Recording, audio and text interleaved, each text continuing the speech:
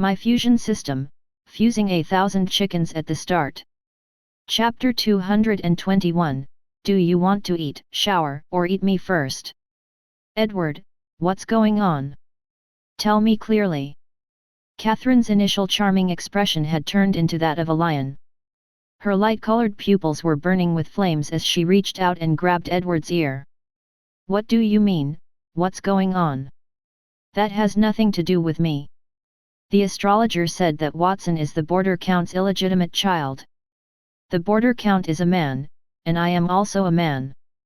We can't have a child between the two men, right? Edward's face was pained as he was dragged by his ear. He screamed in agony and defended himself. Catherine considered it and concluded that this was the case. She relaxed her grip a little bit more. So, with whom do you think the Border Count had a child? Did you secretly bring some filthy woman into Blackmoon Castle? I'm innocent. Edward raised both of his hands, aggrieved. Usually, when one heard that Watson was the Border Count's illegitimate child, would Catherine not be the first to suspect him? After all, he had seen Catherine give birth to Watson. He did not expect Catherine to launch an interrogation attack on him first. Edward felt that there was a chance that Watson was the Border Count's child. Watson, after all, was bright from a young age.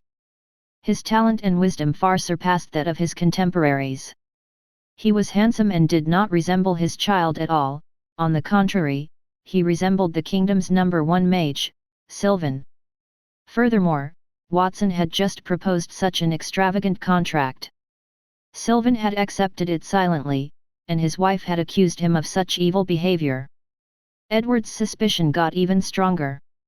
Could Watson really be Sylvan's child? Am I your illegitimate child, Lord Sylvan, or did you raise me in the Blackmoon Castle? Who told you that? Watson listened for a long time from the side, and the corner of his mouth twitched as he looked at Sylvan. He could not possibly be Sylvan's child. Sylvan was an elf, and if he were Sylvan's child, he would also have elven traits. Furthermore, if he had been Sylvan's child, he would not have had such a miserable life. Did Sylvan say that because Blackmoon Castle was powerful and wanted to get close to him, so he purposefully took advantage of him? Watson, why do you ask that? Don't you know? Sylvan was stumped. Antonio had asked him to be Watson's father. He thought that Antonio might not have told Edward and his wife, or at least Watson. He did not expect that Watson did not know either. Subconsciously, he looked at Antonio, who was resting with his eyes closed. Master, what's going on? You said Watson was my illegitimate child. Are you kidding me? I don't have that kind of leisure. Did I not make it clear just now? I heard Watson was your illegitimate child. I did not make that up, the maids in the house said that. Antonio rubbed his sore eyes, he sensed that the atmosphere was not right. He looked at Sylvan. Maybe this is a misunderstanding. Sylvan, are you sure you're not Watson's father? I'm sure. Then why didn't you refute me when I said that you were Watson's father? Sylvan gave a bitter smile in response to Antonio's constant questioning. He had already understood. That is because I assumed everything was planned by you, Master. I thought you wanted me to give Watson the identity as my illegitimate son so that he would not be attacked at the border. That is why I said yes. Actually, I have nothing to do with Watson. Master, perhaps the maids were spreading rumors and deceived you. So it turned out to be a misunderstanding. Watson sighed. He was startled when he said that it was impossible for him to be Sylvan's son. I want to see which maid is so bold to spread such nonsense. She even misled the astrologer. If I find her, I will definitely punish her. Edward also reacted. He exhaled a sigh of relief and retorted angrily. If nothing like that happened, why would the maids spread such a thing? Catherine pinched his waist as soon as his voice fell. Have you ever heard the saying there is no smoke without fire? I want you to come out with me. I would like to know what you have been up to lately. Did gaining control of Blackmoon Castle make you proud? Do not even think about touching me until you have explained everything clearly. The two of them talked as they left the hall. Edward shouted, "No, honey." Then their voices got further away. "Let's go and take a look." Antonio and Sylvan exchanged glances. Both of them felt a little awkward, especially Antonio. He had overheard the maids in the mansion discussing Watson and Sylvan's relationship, so he went to Sylvan to confirm it. He had not anticipated making such a significant error. The four of them left. For a moment, the hall became empty, only Margaret and Lilith stayed behind. Margaret watched her father leave with a pitying gaze. Then, she came to Watson's side. She put her arm on Watson's shoulder and looked curiously at the pen of truth floating in front of him. She said, "Watson, that pen of yours looks very interesting. Not only can it fly in the air, but it can also write by itself. Can you lend it to me for 2 days? I'm sorry, I'm young Master Watson's personal servant. No one else has the right to order me." "Master, do you think I'm right?" The pen of truth wrote such words in the air, and Watson shook his head. "Margaret is my sister. You have to treat her with the same respect as you treat me. Since she wants you, you can go help her." The pen of truth's ability to detect lies passively was extremely annoying. Furthermore, every time it finished something, it would ask him if he had done it correctly, which confused him. In addition, Margaret was constantly bugging him to write books, which bothered him. When those two problems are combined, he might be able to find some peace. "Master, do you not want me anymore?" Crying. The pen of truth wrote down the aggrieved words and even drew a crying expression at the back. "How is that possible?" Watson said something that he did not want to say. "I only asked you to assist my sister for a few days, I did not say I would always ask you to assist her. In addition, Margaret and I are family. It is the same as if you helped me if you help her." "All right, my honorable master, I will definitely try my best to complete the task that you gave me." The pen of truth perked up when it learned it was assisting Watson. The pen's shaft trembled with excitement, and Margaret clutched it in her hand after she said, "Thank you very much, Watson. It just so happens that the gold tier goatskin paper I asked Big Brother to buy is a little difficult to use. I will not have to worry about writing with too much effort with that quill pen." She exited the hall with zeal. Watson took a breath and opened his mouth. He was about to tell his sister that there were some rules about using the pen of truth when he noticed Margaret had already left. He gave up and turned around to look at Lilith, who sat shyly beside him. "My honorable master, may I know what I should do?" Lilith asked shyly. "You can be a maid here.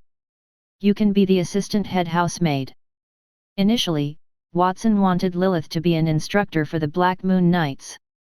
After all, Lilith's strength was at the peak of the platinum tier. However, he thought about it again. Lilith was from an ancient race, the Hell Barons.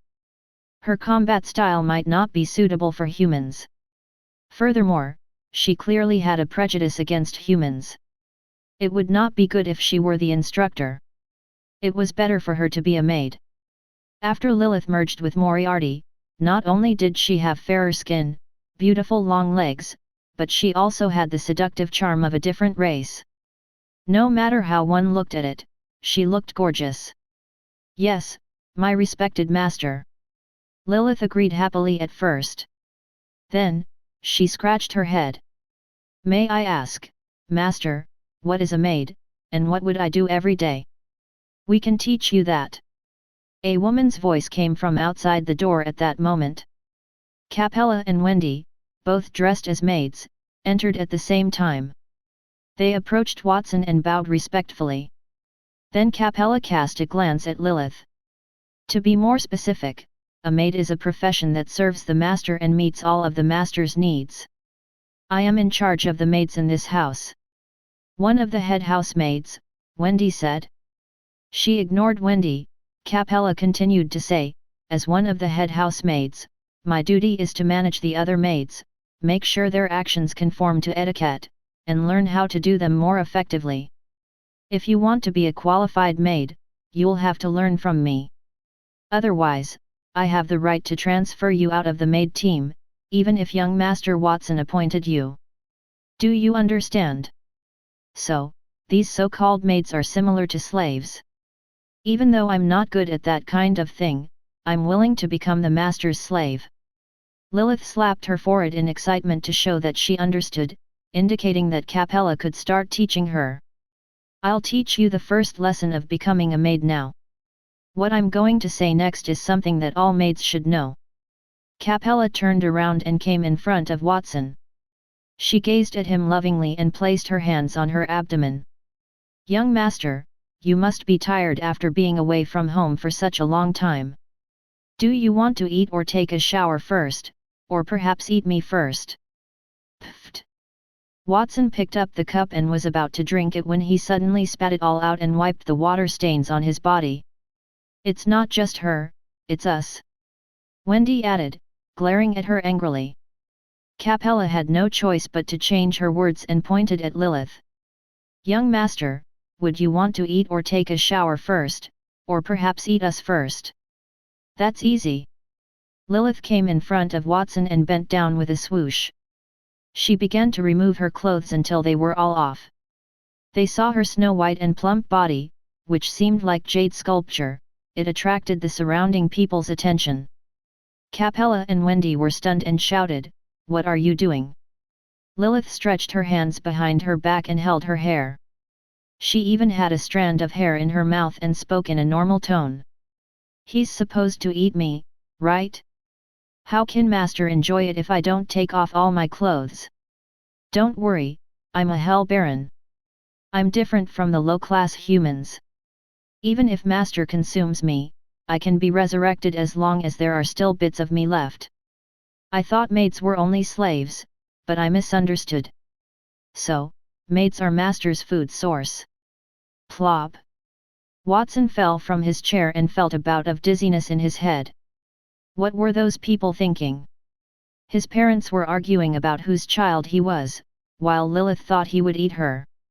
When he considered how that kind of daily routine would continue, he felt exhausted. It was more tiring than fighting a terrifying enemy for 300 rounds. Chapter 222, The Gathering at Blackmoon Town.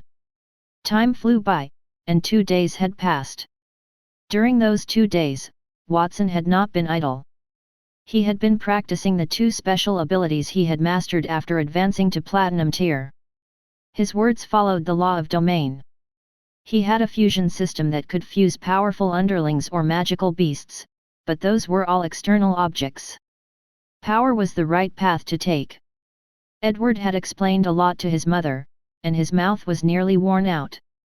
Finally, his mother was convinced that his father did not have an affair. Lilith also learned a lot about human social etiquette from Capella and Wendy.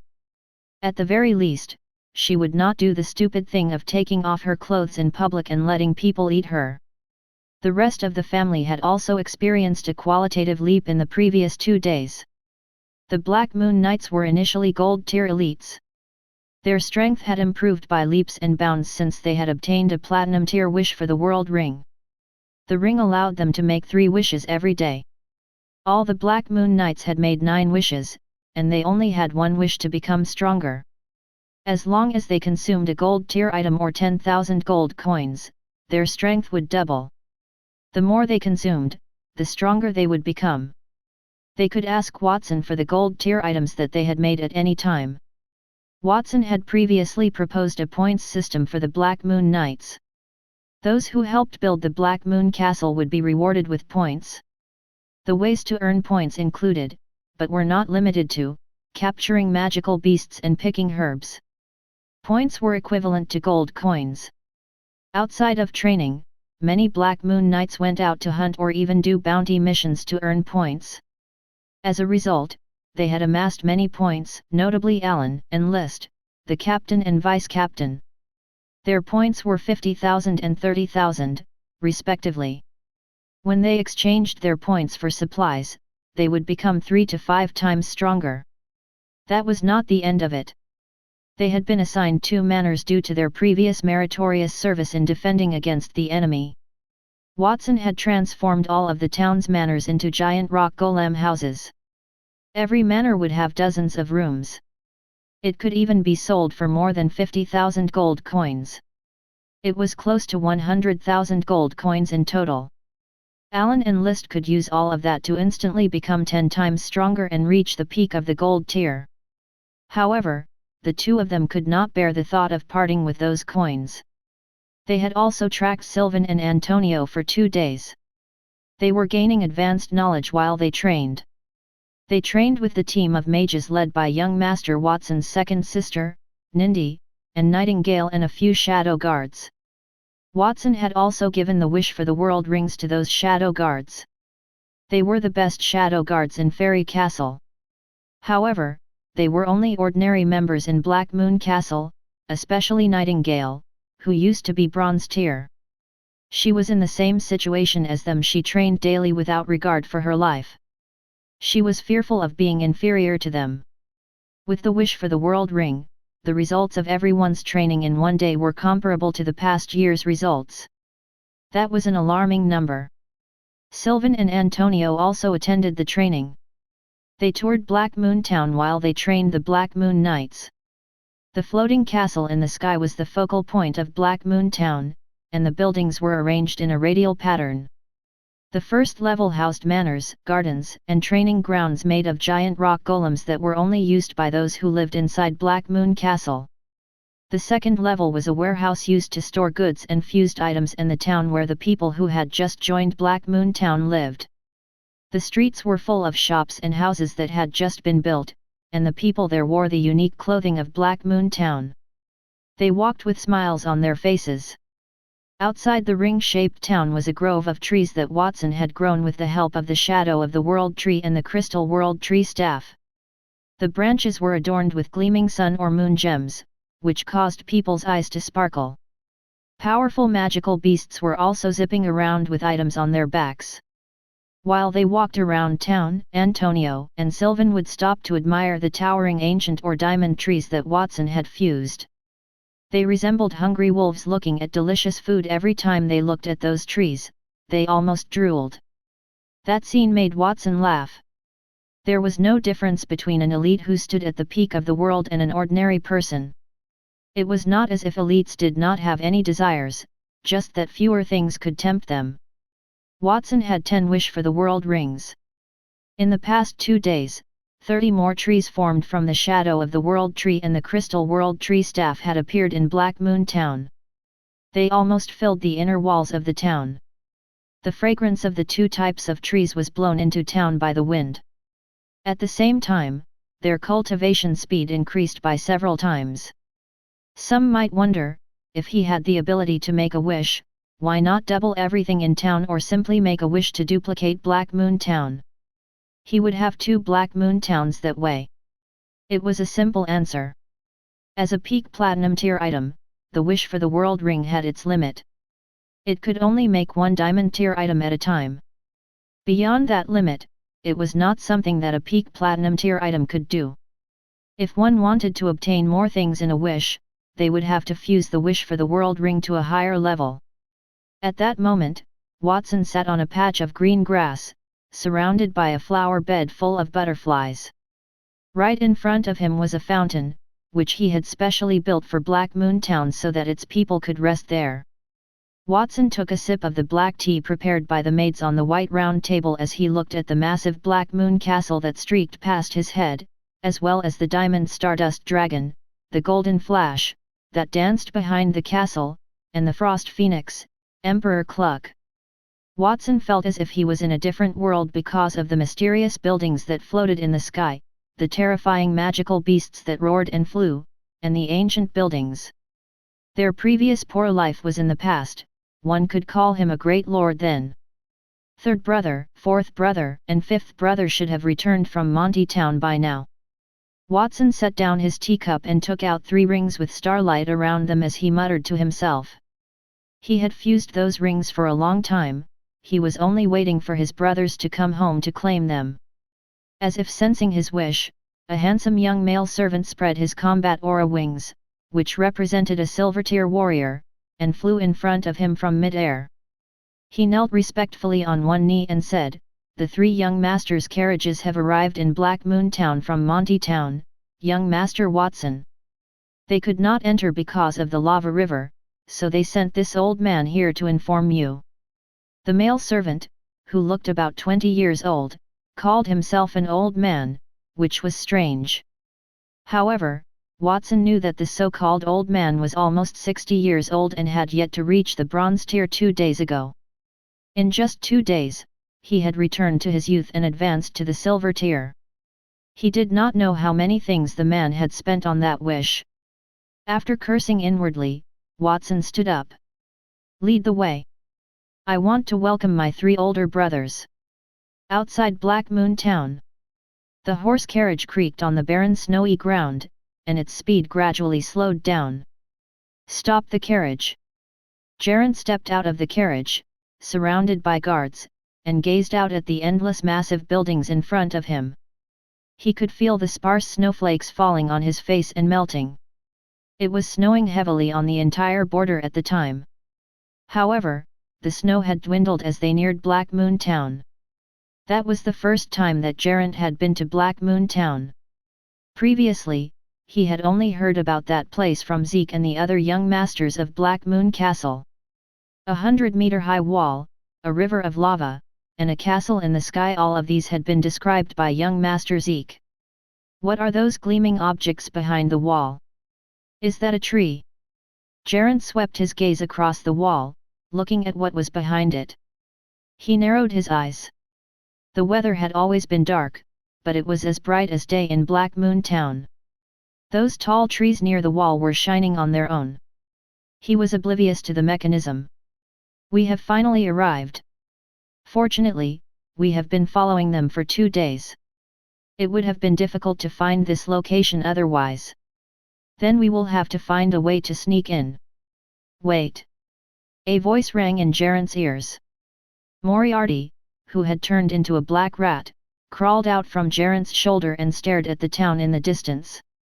His tone had been relaxed, but at a certain moment, his eyes suddenly widened. "If I'm not wrong, those things behind the castle are, how is that possible?" "Lord Moriarty, what did you find?" Geraint asked in confusion. He knew that that rat was strong. Blackmoon Town must have something incredible to be able to shock it so much. What were those trees? Before Moriarty could give him an answer, he heard a slightly mocking voice. "Yo, is that you, Geraint? I heard that you've been living quite well in the past few days. You even bought a large number of materials from Blackmoon Castle. Were you the one who gave all 4 towns to Blackmoon Castle to manage?" When Geraint turned around, he noticed that a convoy had appeared in the opposite direction. Torches were strung across the convoy. A tall and thin man with fiery red hair tied into a ponytail emerged from the front carriage, dressed in a luxurious purple and red gown. "Lubin Campbell, I warn you not to speak nonsense. I came here because the border count had summoned me." "I don't know anything else," Geraint grunted coldly. He was there because he was threatened by the rat on his shoulder, Moriarty. However, he also happened to get a message from the border count on his way there. With that thought in mind, he turned around and looked at his shoulder. Then, he realized that Moriarty, who had been standing on top a moment ago, had disappeared without a trace. He immediately placed all his attention on Lubin. Lubin was the same as him, he had been sent to the border by his family. The Campbells and the Ptolemies were large families in the kingdom. There were already conflicts between them. In addition, the 2 of them were mayors. Due to their competitive relationship, they had long disliked each other. Gerland did not feel strange about Lubin's arrival. However, he could not understand how Lubin had gotten there so quickly when Torch Town was further away. He had used the silver-tier magical beast that Watson had fused to pull the carriage. Its speed was incredible. Did Lubin have a similarly powerful magical beast? "It seems that these 2 mayors arrived earlier than us. We had set off the moment we received the news from the border count. As the mayor of Fairy Town, I am deeply ashamed. At that moment, another elderly voice echoed from the sky. Gerant and Lubin looked toward the sky simultaneously and saw a tall and sturdy old man with white hair neatly combed back and a mustache. He brought 6 young men dressed in pale yellow robes with him. The combat aura wings on his back flapped as he descended from the sky. Chapter 223, Torch Town is more qualified. Andrei stared at the 2 mayors in front of him, Gerant and Lubin. Gerant had brought more than 10 people with him. All of them had silver-tier armor and long swords. There were 2 carriages, and a silver-tier magical beast pulled the carriages. It seemed very quiet. There was no bloodlust in the eyes of the silver-tier magical beast at all. Instead, their eyes were filled with wisdom. He wondered if he had seen it wrongly. As for Lubin, he had also brought more than 10 guards with him. Compared to Gerard, those people were much weaker. The armor and weapons on their bodies were bronze tier.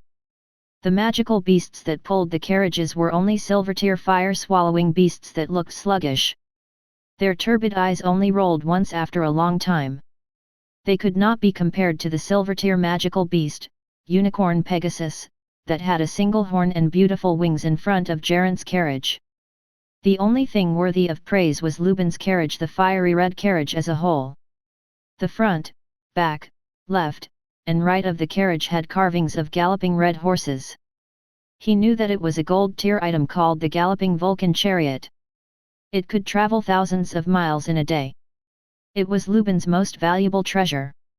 He did not expect to see it that day. In comparison, they looked ordinary as they flew.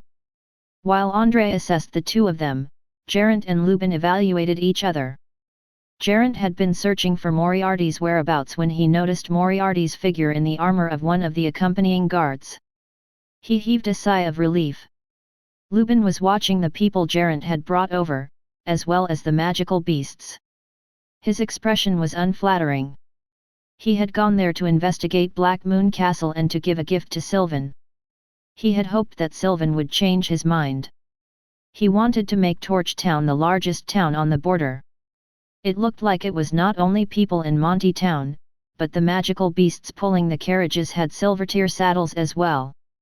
Such wealth and grandeur did not appear to be typical of Monty Town in the past. Perhaps those were Blackmoon Castle's doing, that made him nervous about his trip to Blackmoon Castle. However, he immediately felt relieved. He had spent a lot of money to entice Sylvan. He would even bring his prized Galloping Vulcan Chariot, which he had kept for many years. There were a few gold-tier items from Torch Town on that gold-tier war chariot. It should be enough to tempt Lord Sylvan, in addition to a large sum of money. Mayor Andrei, you must be joking. Fairy Town is very far from here. In addition, you guys flew here. We came here by carriages. The speed is definitely different. Since everyone is here, I don't think we should stand here and reminisce. Let's go in and take a look. Lubin smiled at Andrei as he turned around. Gerant stopped him as he was about to start walking. Wait a second. Lady Adele from Scarlet Town has yet to arrive. We are not all here yet. Perhaps Adele arrived before us. Otherwise, it will take half a day or even a day for her to arrive. Are you prepared to wait? You can wait here by yourself if you want. We will go in to meet the border count. I wonder what the border count will think when he learns that you are willing to wait for a mayor more than him. Lubin sneered. Gerant frowned and was about to retort when Andrei waved his hand and said, "All right, everyone, stop arguing. Lubin is right. The border count has summoned us. He should take precedence. Let's go in." The others did not object because Andrei had said so. The 3 groups of people moved slowly toward Blackmoon Castle. Lubin deliberately walked at the back and moved closer to Gerant.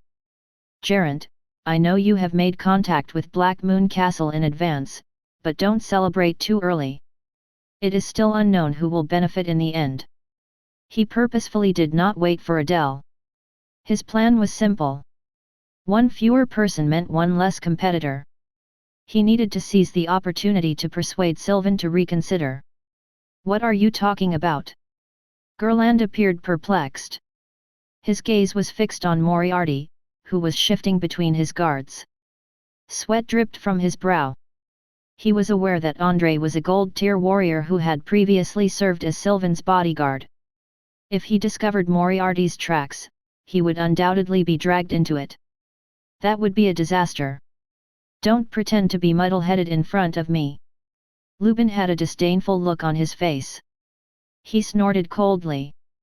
If I had not hit the nail on the head, why would you be sweating so much? I'm wearing too many layers. It's hot. Gerent's focus shifted. Moriarty had unexpectedly emerged from the armor of one of the guards. He moved his nose, jumped on one of the guards' heads, and then jumped on the person Lubin had brought with him. Then he climbed into Lubin's oddly shaped flaming carriage. He had no idea what he was doing, which caused him to break out in cold sweat. How ridiculous! Do you actually feel hot in that weather?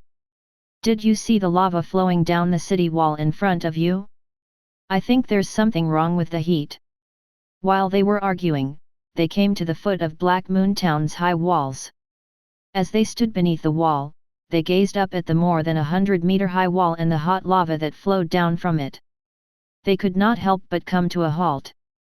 Lubin yanked on the velvet scarf that hung around his neck. The heat had turned his face bright red. Building a city wall out of a 100-meter-high rock and lava interesting. Just from that point alone, Blackmoon Castle does have something extraordinary. That was all. Lubin did not say that in his heart.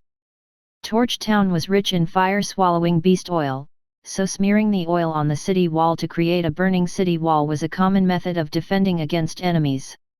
It reminded him of the lava wall in front of him. Torch Town's wall was only 1/10 the height of the wall in front of him, but that was because a little over the 10-meter wall was sufficient. Torch Town did not have to spend a lot of money to build a higher wall. Lubin felt that Torch Town was superior to Blackmoon Town after comparing the two discreetly. At that point, he heard a loud boom, and the wall in front of him shook violently. Then, arms, legs, and head sprouted from the wall in front of everyone's eyes. They stood up gradually, and a huge hole the size of a door appeared between their legs.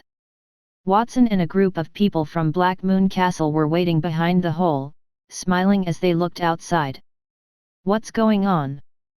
Those walls can move on their own. Lubin raised his head in disbelief as he looked up at the walls that had turned into lava golems in front of him. The walls were made of those lava golems, and Blackmoon Town's surrounding walls were flowing with lava as far as the eye could see. Was it possible that the entire wall was made of lava golems? That was too shocking. At first, he assumed that Blackmoon Town's walls were only 100 meters tall and flowing with lava and that Torch Town could not do it even if they tried hard enough. However, he could not speak because he was too shocked. Those Fairy Town residents were also taken aback.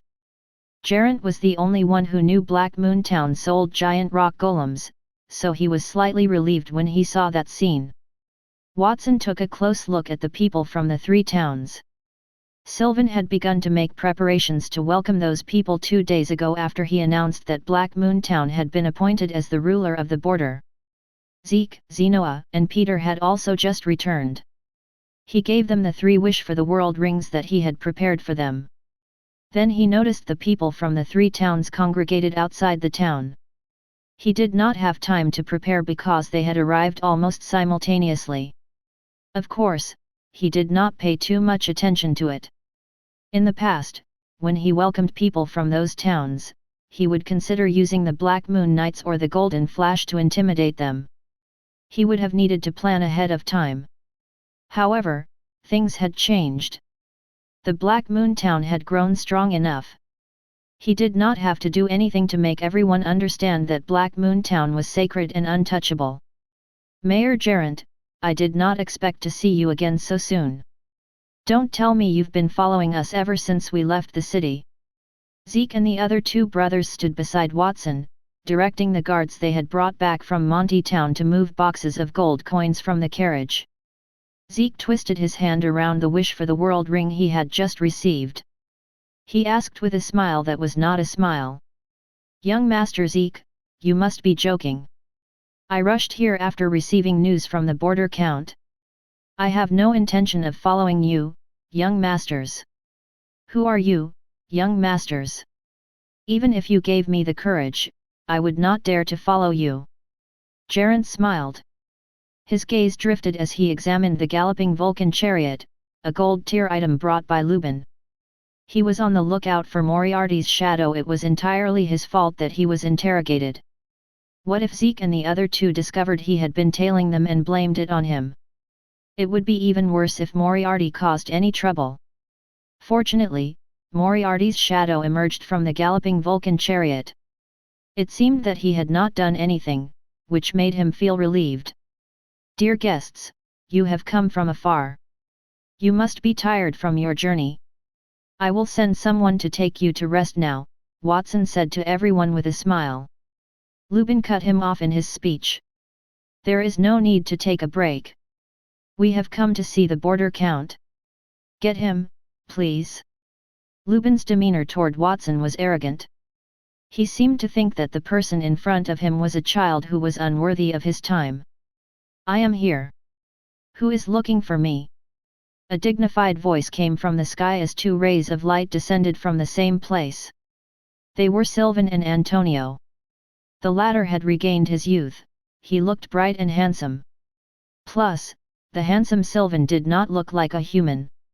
When the two of them stood together, they attracted everyone's attention. Lubin was the first to react. He dashed forward and knelt on one knee in front of Sylvan. "Lubin, the mayor of Torch Town, greets the great border count. I am here to see you, Lord Sylvan, whom I had not seen in a long time. On the other hand, it is about border unification. I have some thoughts of my own." "Greetings, Lord Sylvan."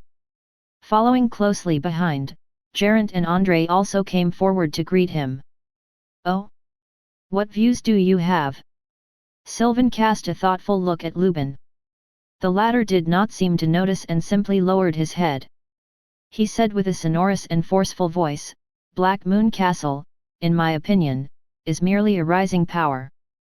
It would be difficult for them to accept the responsibility of border command. To do that job, one must be familiar with the border and possess the necessary skills. I am not bragging, but I believe Torch Town is more capable than Blackmoon Castle. We are better qualified to be the force in charge of the border." Chapter 224, You Are Thieves. Of course, allowing Torch Town to be the leader is just my opinion. Lord Sylvan can deliberate on who will be the border's leader. He can, for example, make decisions on all aspects of the town. That way, even if Torch Town fails, I will be convinced." Lubin added humbly after he made that audacious statement. He did not believe there was another town that could be compared to Torch Town. What about Fairy Town? There was no need to compare because Fairy Town was Sylvan's property. The Scarlet Town had no visitors, and the only town that could be compared to it was Monty Town. He had seen everything in Monty Town. They only had silver-tier equipment, and they looked gorgeous. However, they paled in comparison to gold-tier tools. As for Blackmoon Castle, he cocked his head and took a look around. He discovered a plethora of gleaming trees and fruits that could emit light in his surroundings. He was unfamiliar with any of those trees and fruits. He cursed inwardly. Did someone from Blackmoon Castle discover some light-emitting ores and purposefully carved them into the shapes of trees and fruits before placing them there as decorations? He was pretty knowledgeable as one of the border town's mayors. If he did not know anything about it, it was probably not a valuable item. As a result, he only gave it a cursory glance before averting his gaze. "Lubin, you said that you need to consider all aspects of the town to choose a leader. What are the specific elements?" Sylvan asked with a strange expression. As if he was waiting for Sylvan to ask that question, Lubin hurriedly said, "Of course, it's the economy. Lord Sylvan, that's how we gauge a town's prosperity. The most important thing is how much money they have. As he spoke, he stood up and walked to the group from Torch Town. He pointed at the blazing chariot that was galloping with a gold tier item. According to the kingdom's law, 50% of the items produced in the town every year must be handed to the kingdom as tax, and 30% must be handed to the border count. The winter has yet to end, so I'll settle the accounts in advance. That chariot is a gold tier item. Its value is at least a few thousand gold coins. There are several similarly valued gold tier items on it. Adding to the 10 boxes of gold coins that I have prepared, the total value is more than 100,000 gold coins. That is the tax that Torch Town will have to pay this year. The two town mayors, Gerant and Andre, as well as the people behind them, could not help but click their tongues when they heard his words. Those were 100,000 gold coins, it was equivalent to all their savings, and Lubin was willing to give it away. They did not believe Lubin when he said that Torch Town's tax revenue that year was more than 100,000 gold coins. The standards in those towns were roughly the same. Their town's previous 80% tax revenue only amounted to tens of thousands of gold coins. Where did Sylvan get that 100,000 gold coins? Did that mean Torch Town had hundreds of thousands of gold coins? They understood that Lubin wanted to curry favor with Sylvan. Even if they knew about that, they would still like to see if he had done that to demonstrate Torch Town's strength. They had only brought gifts that were worth a few thousand gold coins. They could not be compared to Lubin in any way. Lubin revealed a smug expression as he observed the two town mayors' expressions deteriorate.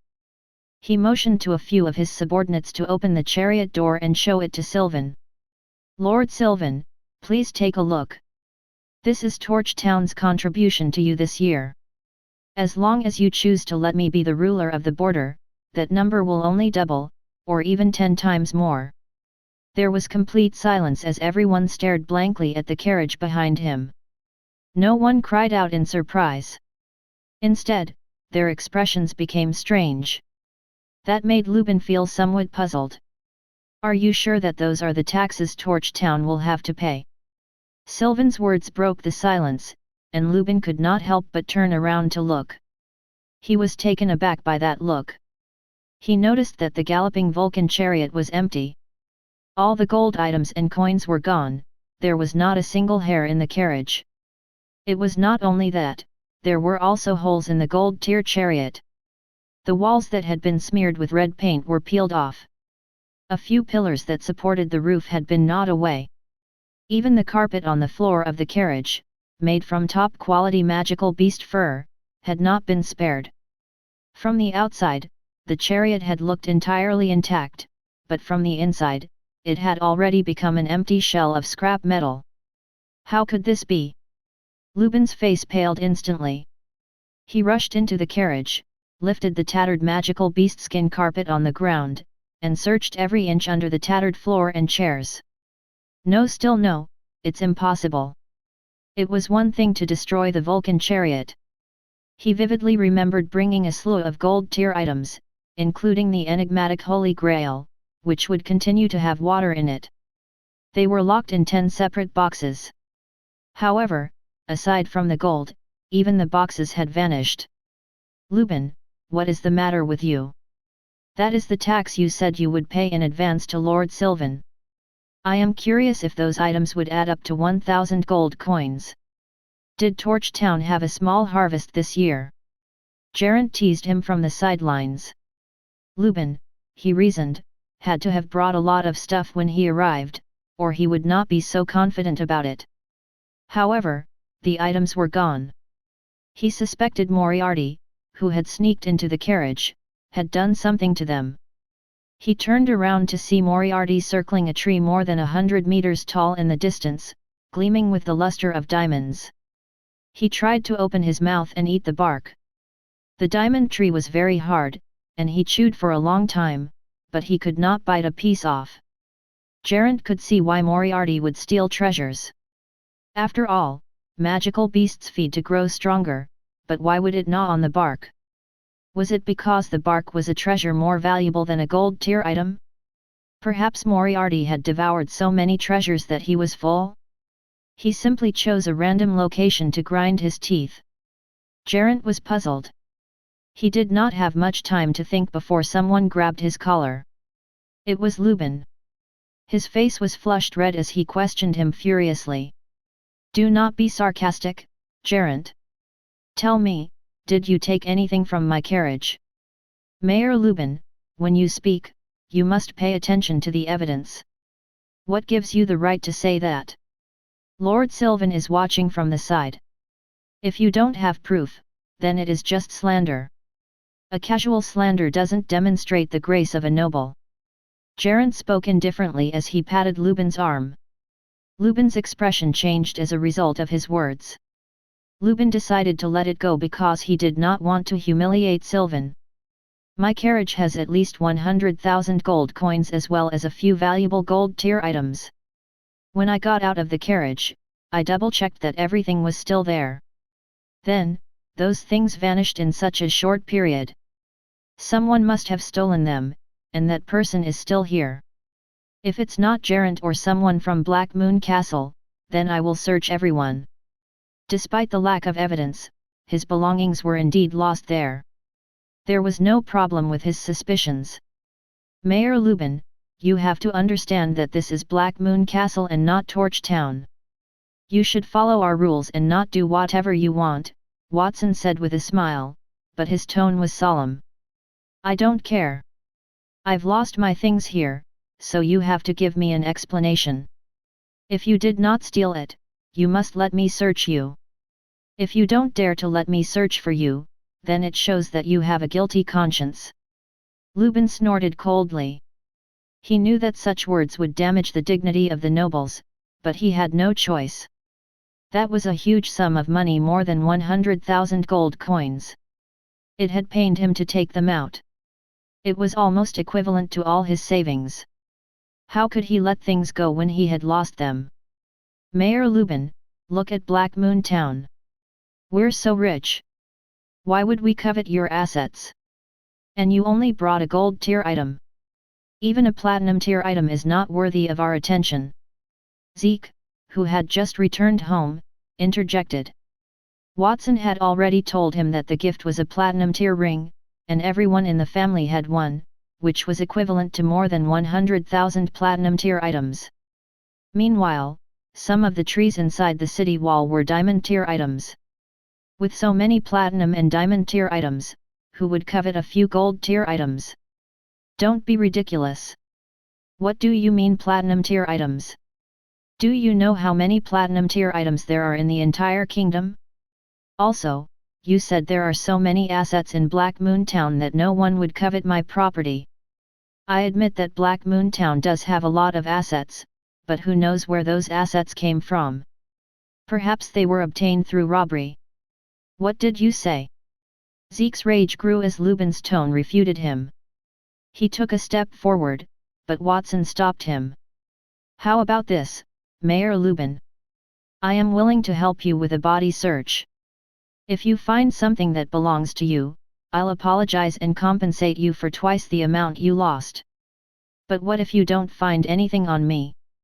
Lubin snorted coldly. "If I don't find anything, I'll kneel and apologize to you. If you say so." The smile on Watson's face grew wider. He patted Zeke's shoulder and signaled his brother to relax. He walked toward Lubin, opened his arms, and said, "Mayor Lubin, you can search me now." Lubin pouted. He did not stand in the ceremony and immediately searched Watson's body. Then, he saw Watson's hands. "What are those on your hands?" Lubin grabbed the 10 glowing rings on Watson's finger. His eyes went blank. He did not know what those rings were, but with his years of experience as a mayor, he knew that those rings were not simple. They were at least peak gold tier items, which made him less suspicious of Watson as a thief. However, he had already started to search his body and could not retreat. "Those are Blackmoon Castle's wishing rings. They are not uncommon. Everyone here owns one. Watson simply took the ring off so that Lubin could examine them. Lubin took the rings and felt a violent fluctuation on his palm. It was as if he was not holding the rings but 10 mountains. His knees immediately buckled. Plop! He had knelt on the ground. What? What's going on? Lubin looked at the rings in his hand in horror. Oh, right. I forgot to tell you. Those rings are all platinum tier items. They might be a little heavy for people who have not reached the gold tier.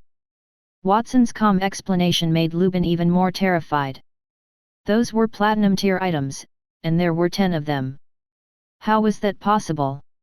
He did not want to believe it, but the real feeling in his hand reminded him that he had to accept it. Chapter 225, I Caught a Little Rat. Mayor Lubin, now that you have examined my hands, it is time for you to examine my body.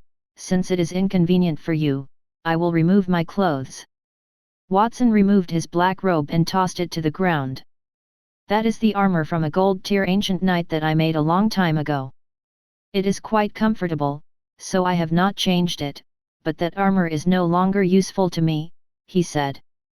Watson was left with only his underwear after stripping naked. His bare muscles were well defined. Obviously, he could not keep anything hidden. I have already pulled out everything on me, Mayor Lubin, do you still want to continue searching? Lubin raised his head with difficulty and gritted his teeth in response to the query. Just because you did not steal anything does not mean that other people did not steal something. You mean that Lord Sylvan or my brothers have stolen something from you? Watson's expression turned cold. Apart from his 3 brothers, who had recently returned home, he was only accompanied by Sylvan and Antonio. Even though he was annoyed that Lubin suspected him of stealing, he understood the man's concern. However, if Lubin dared to point the finger at his family, then he would be embarrassed. Brat, I did not say that. Don't make things up. How could Lord Sylvan steal my things? But I can't say for sure about your brothers. And that person beside you, why didn't you introduce him? Is he the thief? Lubin threw the rings in his hand onto the ground with difficulty. He stood up angrily and pointed at Antonio. He was terrified of Watson. There were only a limited number of platinum-tier objects throughout the entire world. Watson must have lied. How could a small border force like Blackmoon Castle gather all the platinum-tier items in the kingdom? Perhaps Watson purposefully set up 10 weighty gold-tier objects to falsely claim as platinum-tier to conceal the fact that they were stealing. As for Antonio, he had not met him. That handsome young man gave him a sense of déjà vu. The man had accompanied Lord Sylvan, so he did not say much. However, he was suspicious of Antonio when he saw Watson only defended his brothers. Idiot, do you not understand the situation? Sylvan, who had been watching coldly from the side, finally spoke coldly. Did you hear that, you fool? Why aren't you handing over the things you stole? If you still don't understand the situation, it will be too late when Lord Sylvan makes his move. Lubin shouted at Antonio. He thought that Sylvan had understood his thoughts and realized that Antonio was the thief. That was probably why he said that. He was surprised when Sylvan snapped his fingers at him with a gloomy look as soon as he finished speaking. Brilliant magical energy exploded in his chest with a bang, it sent him flying several meters away. He collapsed to the ground in a heap, and his clothes were scorched.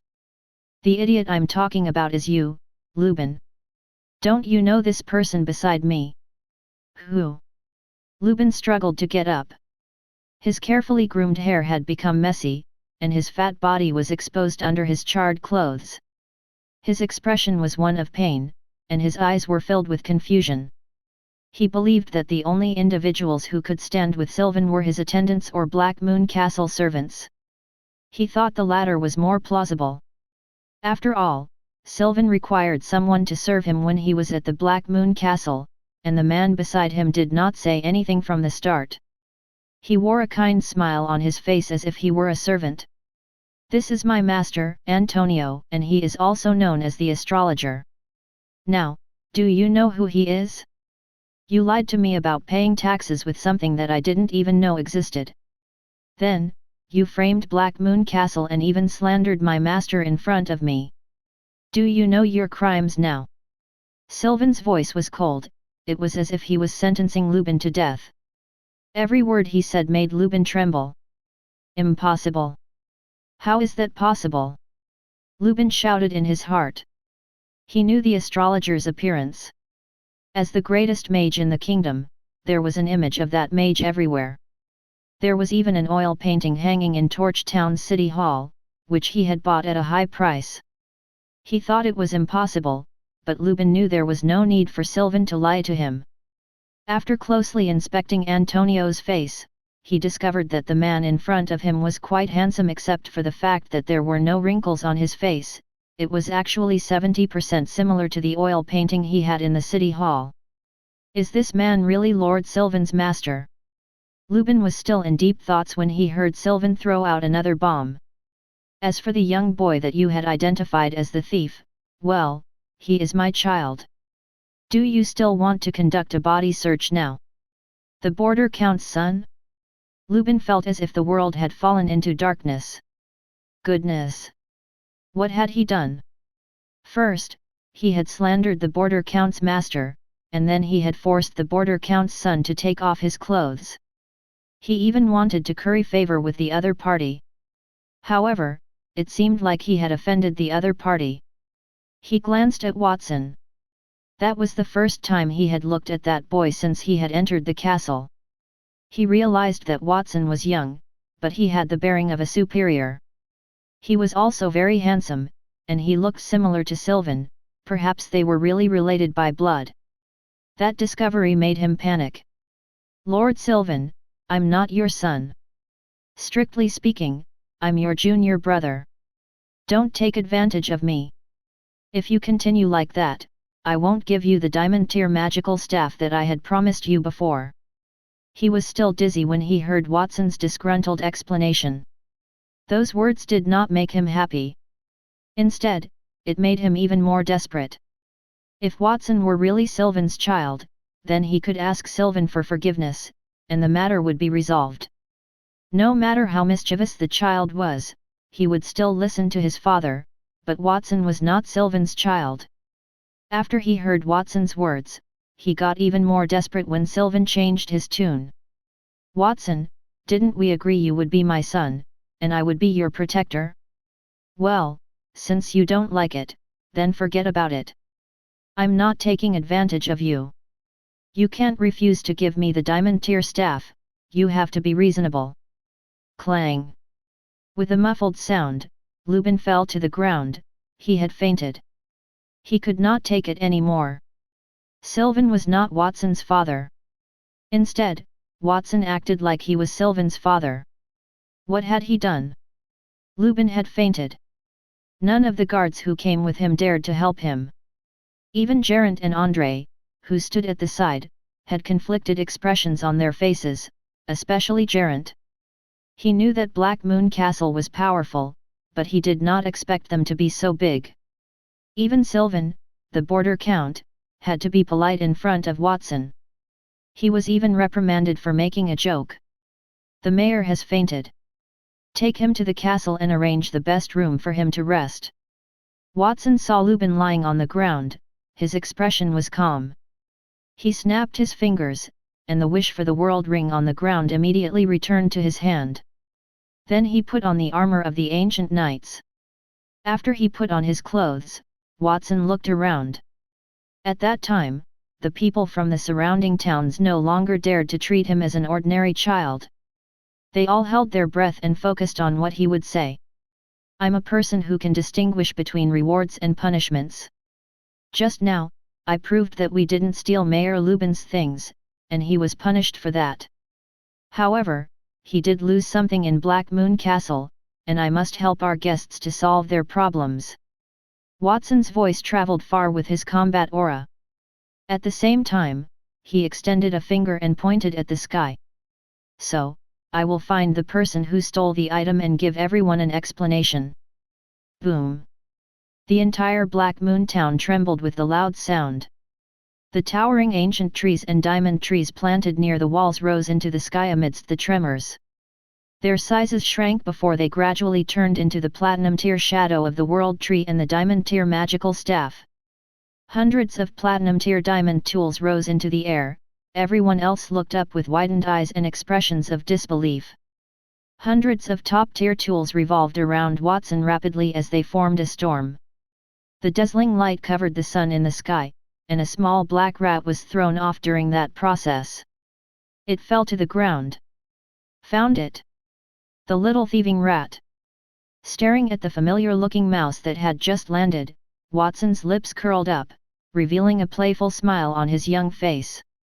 Watson's lips curled up, there was a joyful smile on his youthful face as he stared at the familiar-looking rat that had just landed. Chapter 226, Come at me if you want anything. Moriarty shook the rat's head. He had a slight headache. As he had the body of a platinum-tier magical beast, a fall from a great height had little effect on him. The stares of the experts from all directions gave him a headache. He believed that everything he did was quite covered, even when he was eating the tree bark. He did not use any magic to make a noise. He had no idea how Watson had found him. When he first arrived at Blackmoon Castle, he had intended to kidnap Watson's family and force Watson to beg him for mercy, but he discovered that Mayor Lubin had brought a cart of good things, and he just happened to be hungry. So, his strength returned after consuming all of the wealth that Lubin had brought. His attention was drawn to the diamond-tier crystal world tree staff that Watson had fused. The uninformed would think that those glowing trees could have been ornaments forged by Watson. However, he was a platinum-tier elite, so he could tell that those trees were quite extraordinary. They were, at the very least, platinum-tier items, and they could even be diamond-tier. He had no idea why the insignificant Blackmoon Castle would have such a valuable treasure. He assumed it was a gift from Sylvan or Antonio, but he did not dwell on it too much. That kind of item was an excellent tonic for him. He could restore his strength to its peak if he were to eat one. If he ate a few more, he might be able to allow the body of the heaven-devouring Rat King to advance to the diamond tier. Where did that rat come from? It does not feel like a typical magical beast.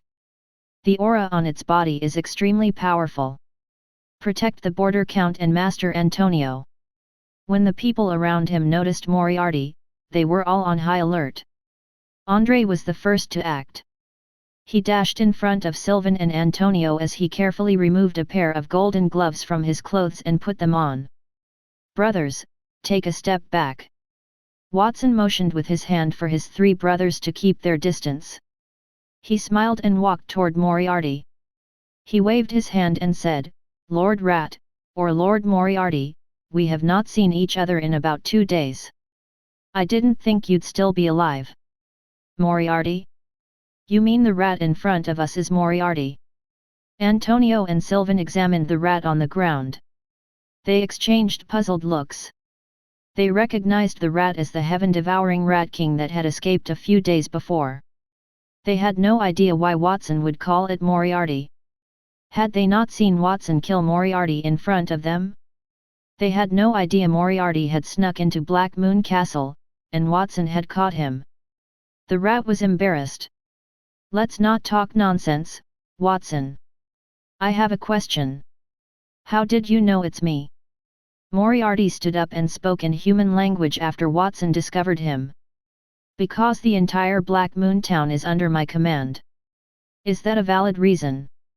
With the system's assistance, the information would appear in his eyes no matter what Watson saw. As a result, he was aware the moment Moriarty entered Blackmoon town. He also knew Moriarty had followed Gerant's car.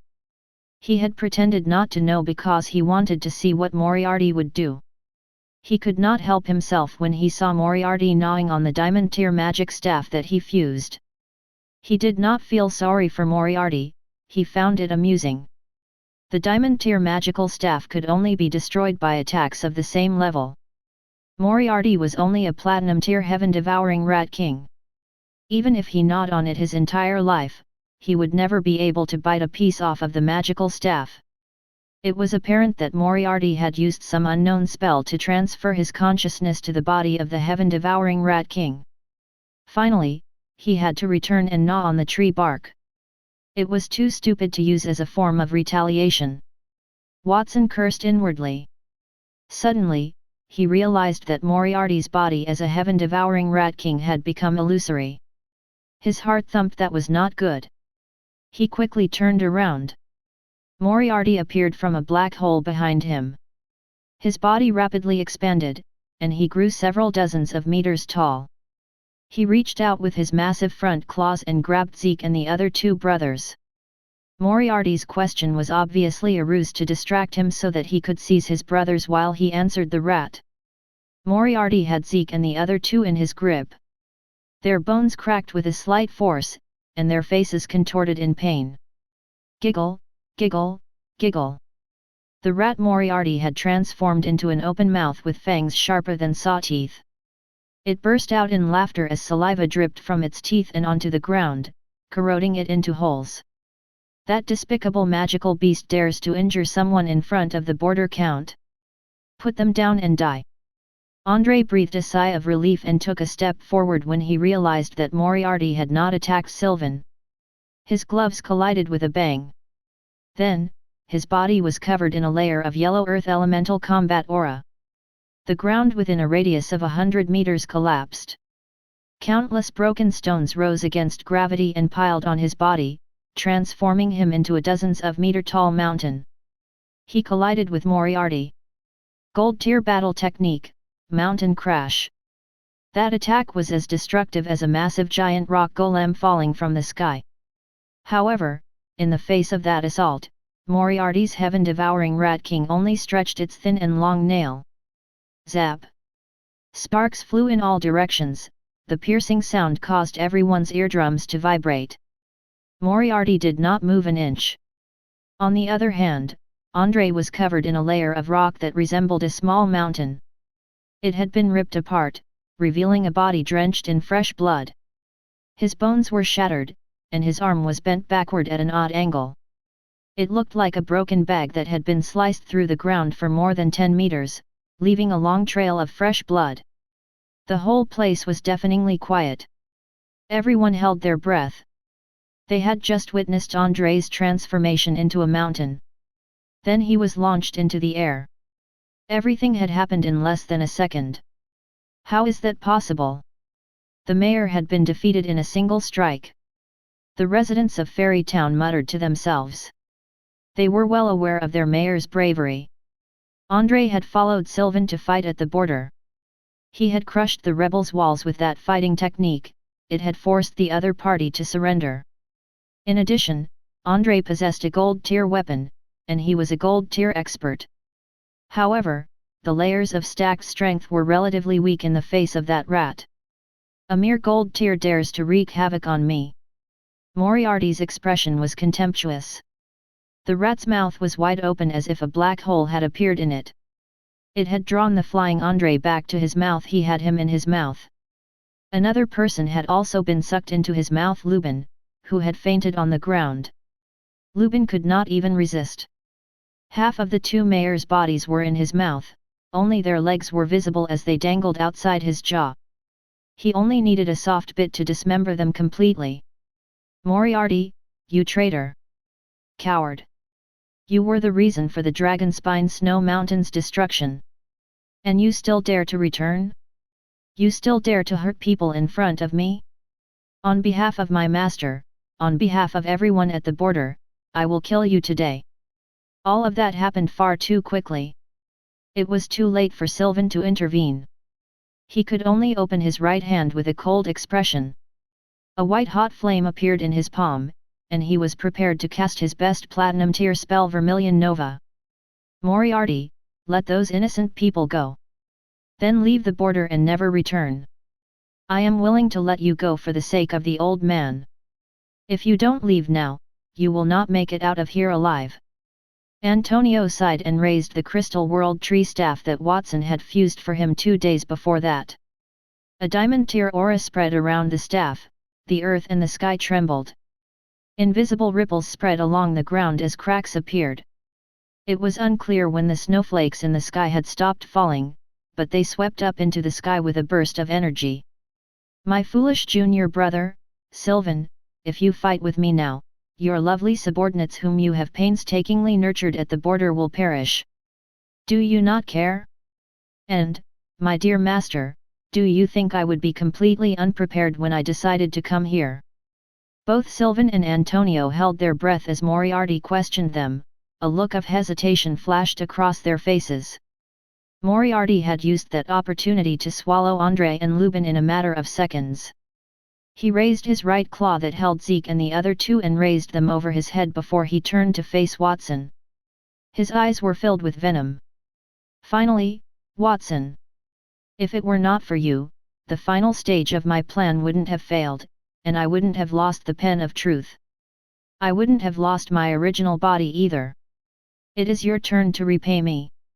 Give me a moment to think about how I should torture you. Moriarty chuckled. Perhaps I will crush the bones of your brothers and sisters one by one in front of you. And then, I'll pull their tendons out. What do you think? Then, he laughed, the magical beast's expression became increasingly fierce. Watson's expression remained unchanged in the face of the rat's threat. He only looked at his three brothers, who seemed in pain, and his expression became cold. Moriarty, you will pay for your actions today. Do not hurt my brothers if you are a real man. Come at me if you want something. Chapter 227, Moriarty's Memories. Watson, it appears that my actions are not gentlemanly enough. As a man, I can't be considered considerate. You are right, I should go after you and let your brothers go. Moriarty nodded as if he was serious when he heard Watson's words. His rat claw pushed Zeke and the other two forward before he abruptly retracted them halfway through. He grabbed harder with a grimace. Do you think I will say that? Idiot, I am here to take revenge on you, not play games like a duel with you. I am going to kill your brothers in front of you. What can you do about it? Then I can only kill you. Watson's expression was as heavy as water as he raised his right hand. Watson, I know that you've mastered a spell to fuse your enemies, even Platinum Tier elites won't be able to escape from you. But are you sure that you are faster than me? If you dare to make a move, I will crush your brothers to their deaths. Do you want to compete with me? Moriarty exerted force with his claws again, it caused Zeke and the other two to contort their faces in pain. However, it was only pain, they were not afraid. Zeke even shouted, Watson, don't listen to him. We are not afraid to die. Kill the rat that does not know the immensity of heaven and earth. Show him Blackmoon Castle's power. Shut up. After scolding him, Moriarty widened his eyes.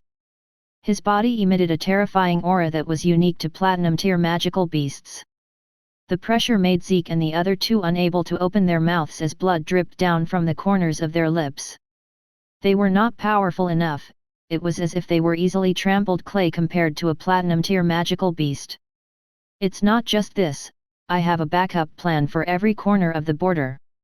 Let me show you. After stopping Zeke and the other two, Moriarty raised his other claw and waved it in the air. A few colorful colors gathered in the air and formed a magic curtain that broadcast the scene. The scenes in the curtain were divided into neat squares that broadcast different settings. The four scenes at the top were Monty Town, Torch Town, Fairy Town, and Vermilion Town. Countless gold-biter rats lurked outside each town, either hiding underground or in tree holes. They were looking around with their scarlet eyes as their throats squeaked with hunger. The other places reflected in the images were some large manors or villages on the border. There were also a large number of gold-biter rats hidden in the woods around those places. The bones of magical beasts and a few human corpses could be vaguely seen under the feet of those rats.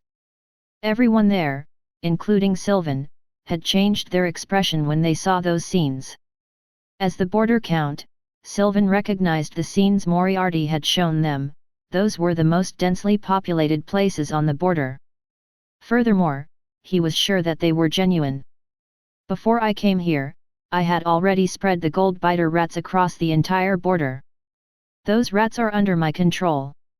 If you kill me, they will follow their instinct and rush into the village or town to devour everything.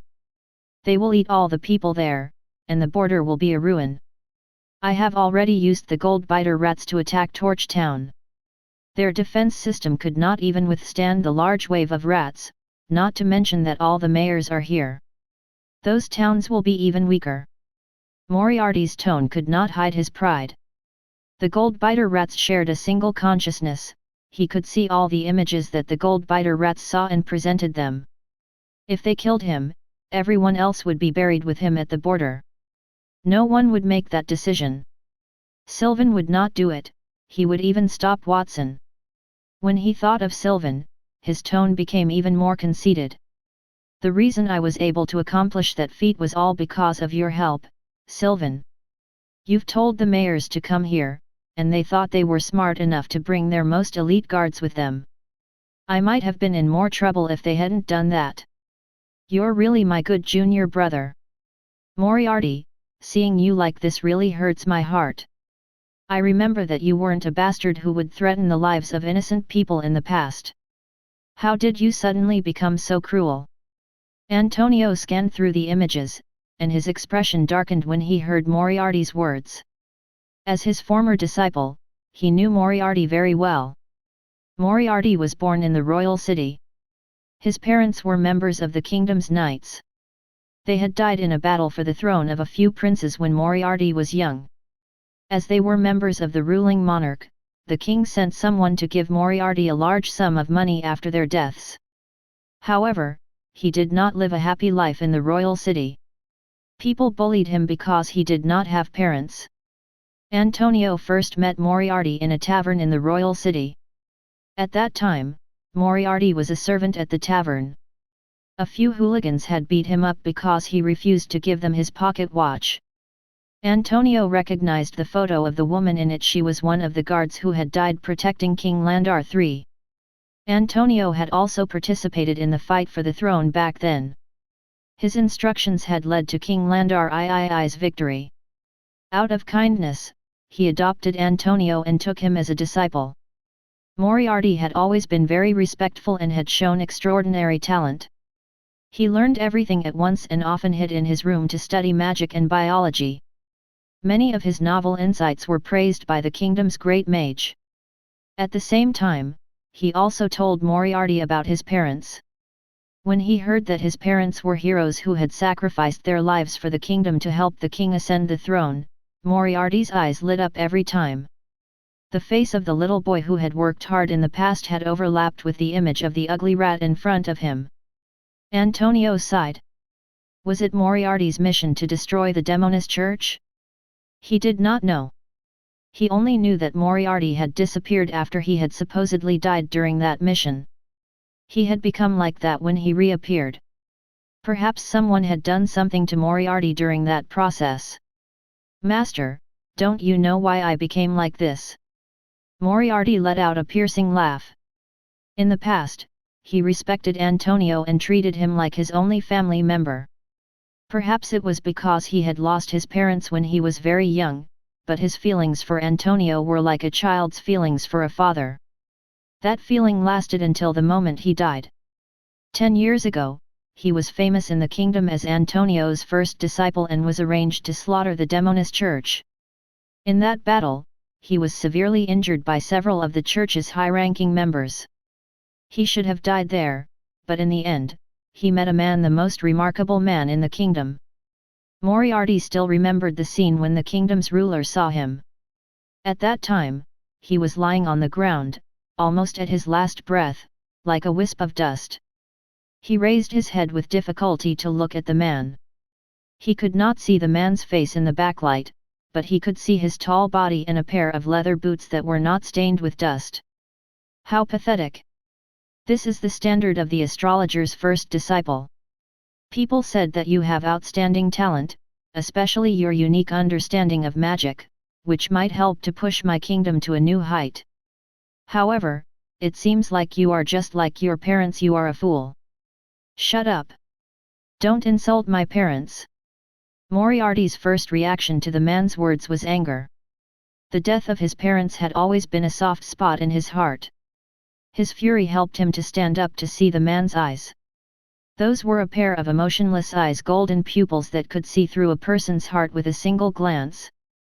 The moment he saw those eyes, Moriarty did not know why he had shrunk back. The man continued to say, "I did not slander your parents. I will not slander anyone.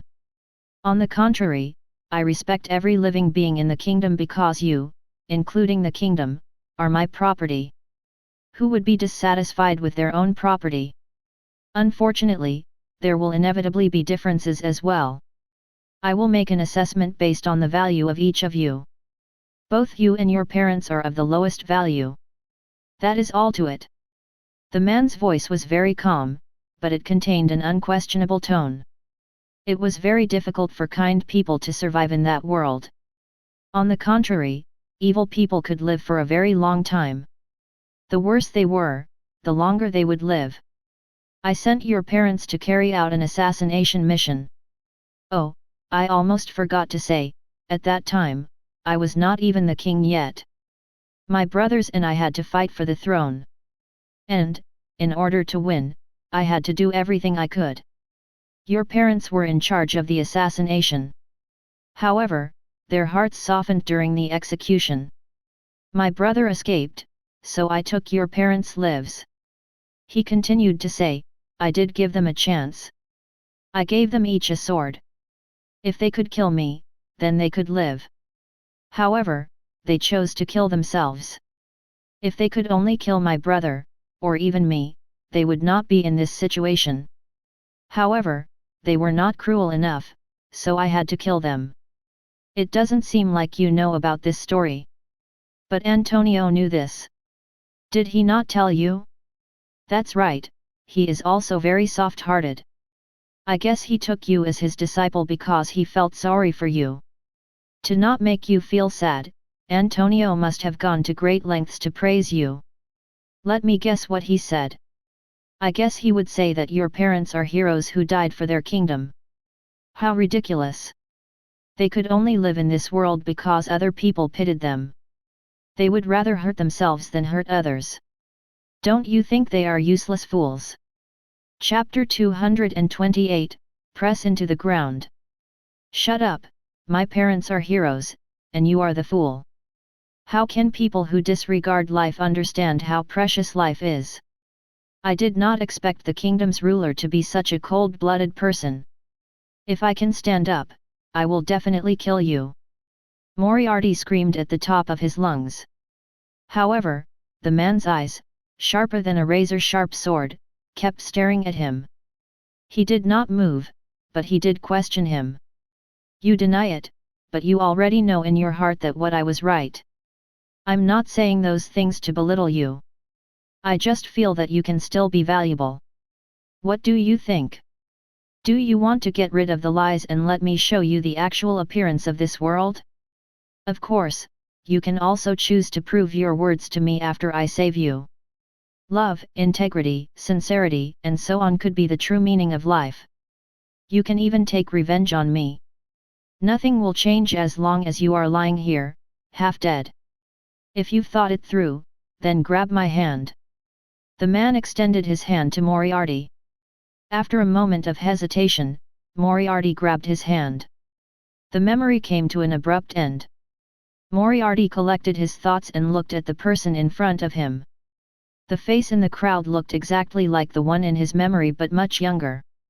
The gratitude he had for that man has turned to disgust. The man had taught him all his skills, and when the king saved him, Moriarty still adhered to the principles that Antonio had taught him. However, eventually, his thoughts changed. It was faster just to go ahead and take what he wanted. He did not have to worry about being scolded by his master when he did his experiments, and even when he experimented on living people, no one would say anything. Everyone was afraid of him, they bowed to him as the pleasure of power filled his heart. In just a few years, his progress was more significant than all the time he had spent practicing in the past. It made him feel happy. As the king said, bad people would live longer. So, he helped the king with missions, and he killed the people who had bullied him in the past. He broke their necks and tasted their fear. The tremble in his heart woke him up. The etiquette and morals that Antonio had taught him in the past were all bullshit. Humility would only lead to bullies, only toughness could rule over everything. He wanted to be an evil person, the worst kind. As he shouted in his heart, Moriarty glanced away from Antonio and turned his attention toward Watson. "Kid, give me the pen of truth. If I give you the pen of truth, will you let my brothers go?" Watson asked after a moment of silence. "Of course, as long as you hand over the pen of truth, I will let your brothers go. I will do as I say." Of course not, Moriarty thought. He wanted to get the pen of truth. On the one hand, it was given to him by the king. If he were to lose it, he would be punished. On the other hand, he wanted the pen of truth to play a small game. "Pen of truth, come here!" Watson shouted at the empty place. With a whoosh, a red stream of light streaked across the sky and landed in front of him. It revealed the appearance of the pen of truth and wrote red words in the air. "My respected master, did you call me?" "Yes, that rat wants to borrow you." As he pointed at Moriarty, Watson signaled the pen of truth to go over to the man. The pen of truth hesitated for a moment and continued to write in the air. "Your humble servant is willing to fulfill all of your requests, but that filthy magical beast in front of me clearly does not have the right to use me. If I tell you to go, you can go. Don't talk so much nonsense." "Yes, I will do as you wish, honorable master." Even though the pen of truth was unwilling, it still flew toward Moriarty. Moriarty's mouth twitched as he observed the pen being respectful to Watson. He looked dissatisfied. When he used the pen of truth, it was unconcerned about him. It frequently considered ways to punish him. He reasoned that it was due to the pen's characteristics. He put up with it for a while, but then he realized it was not worth it. Why was the pen of truth so good toward Watson? He was already filled with hatred toward Watson, and then he was even more dissatisfied with the young man. "Sir Moriarty, I have given you the pen of truth. Release my brothers now." "Wait a minute. Before I release them, I need to use the pen of truth to ask a few questions." "You want to go back on your word?" Watson frowned. "Well, this isn't going back on my word.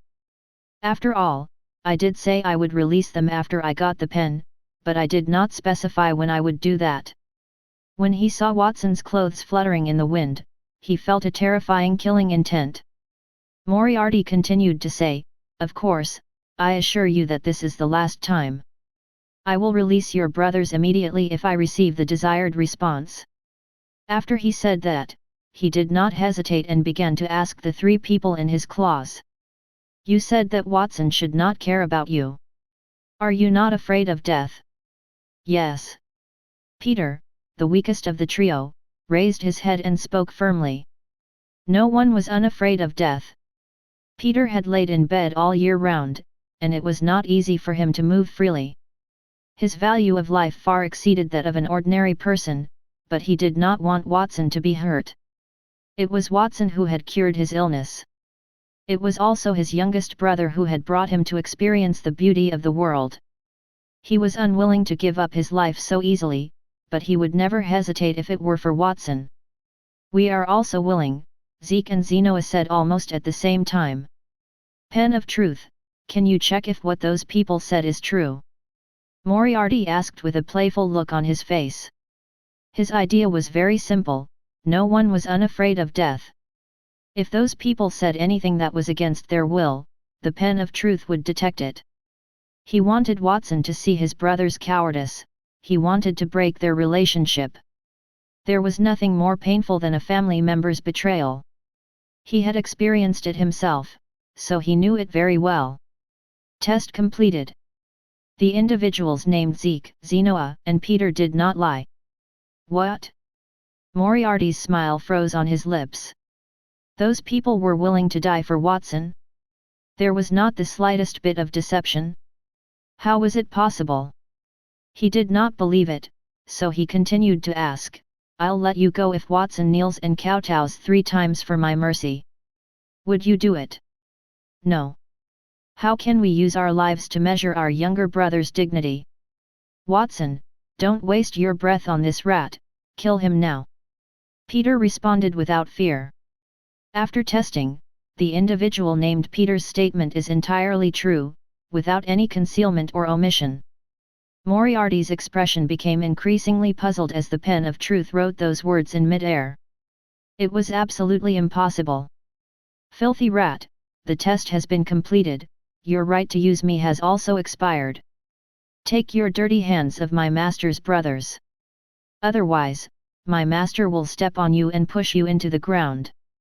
You will not die, but my master will imprison and punish you forever." The pen of truth wrote a paragraph of blood-red words in the air. That was its ability to rewrite reality.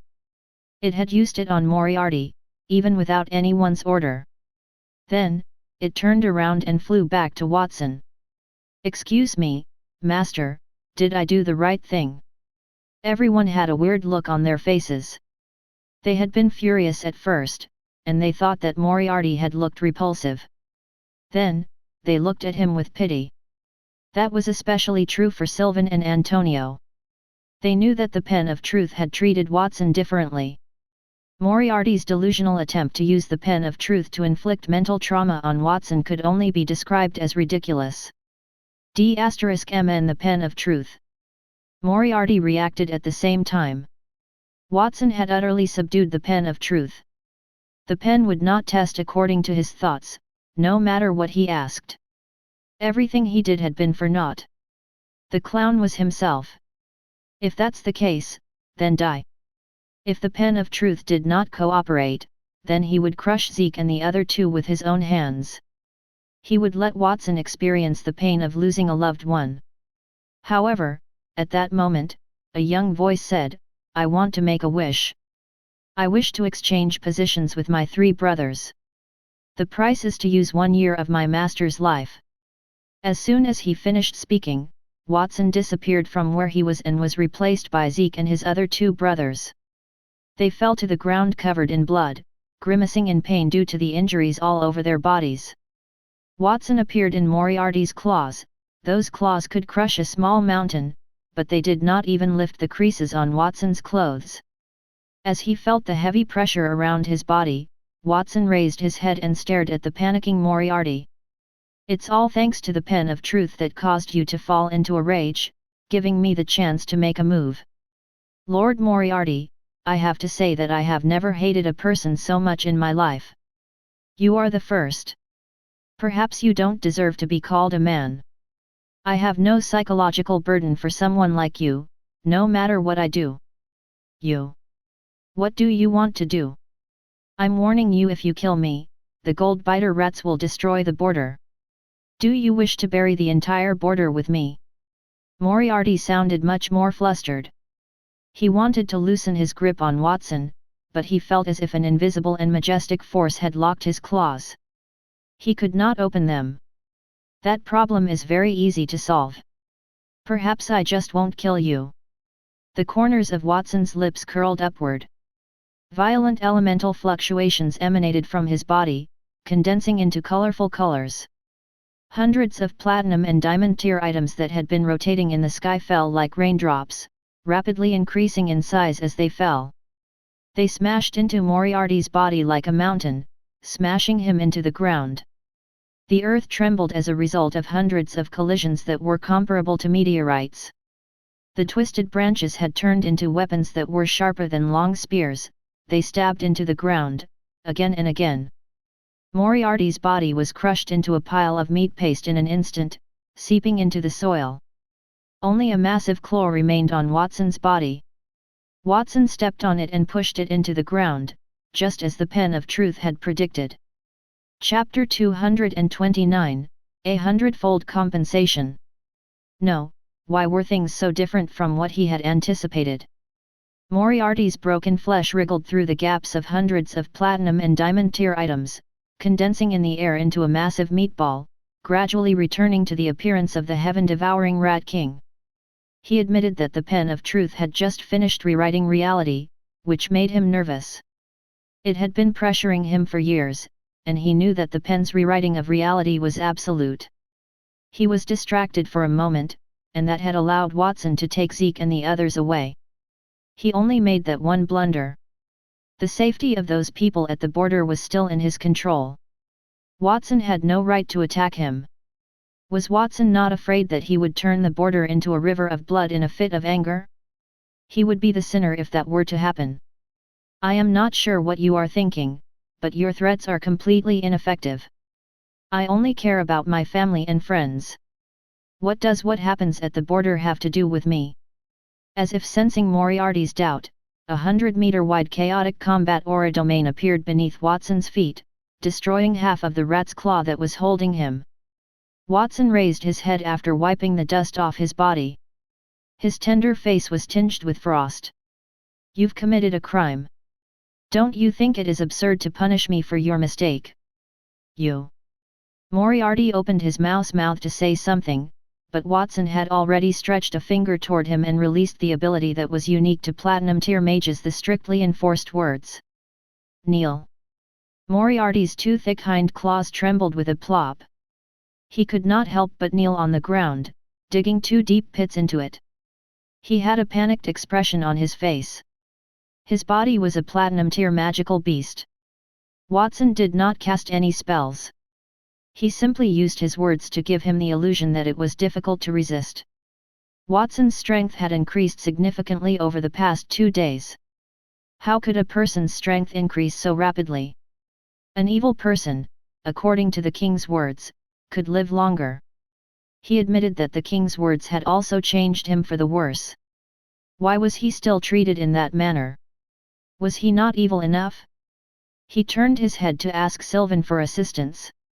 How much longer do you want to see this, Sylvan, my good junior brother? If I die now, at least half of the border's population will perish. Can you bear such a crime when the king blames you? If you can't take it any longer, please assist me in stopping Watson.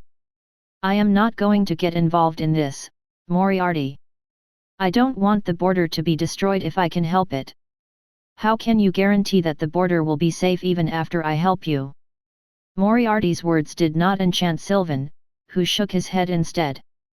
Of course, he was not a moron, he was the border count. He had a strained relationship with the king.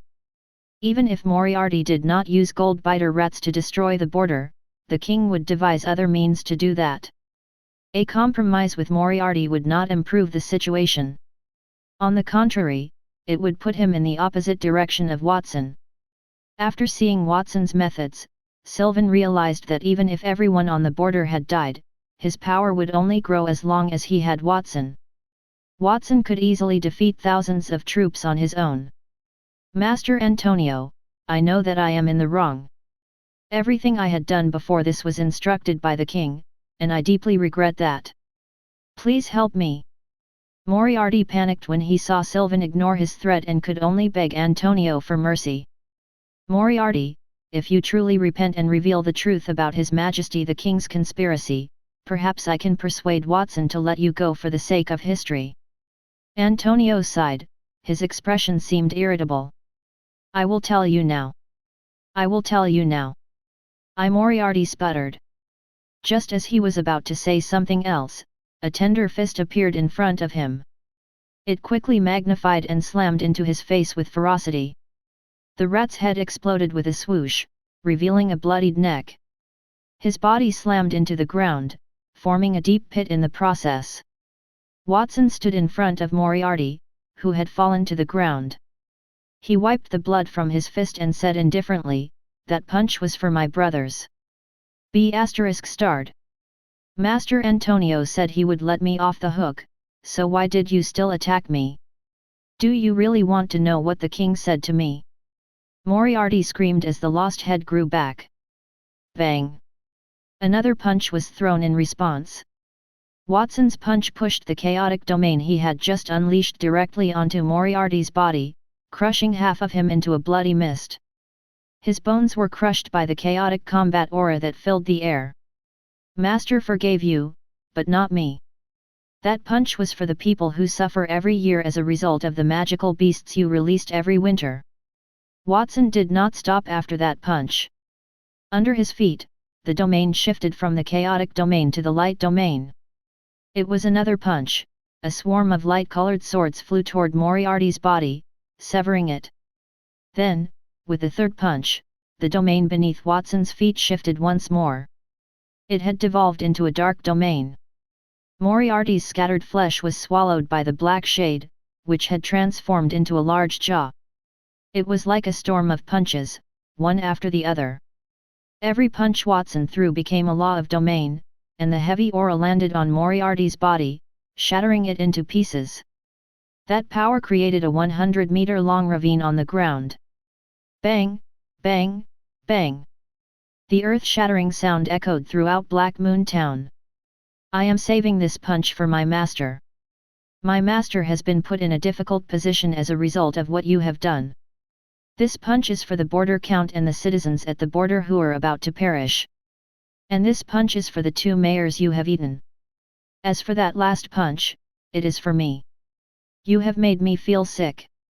A beast like you has no right to exist in this world.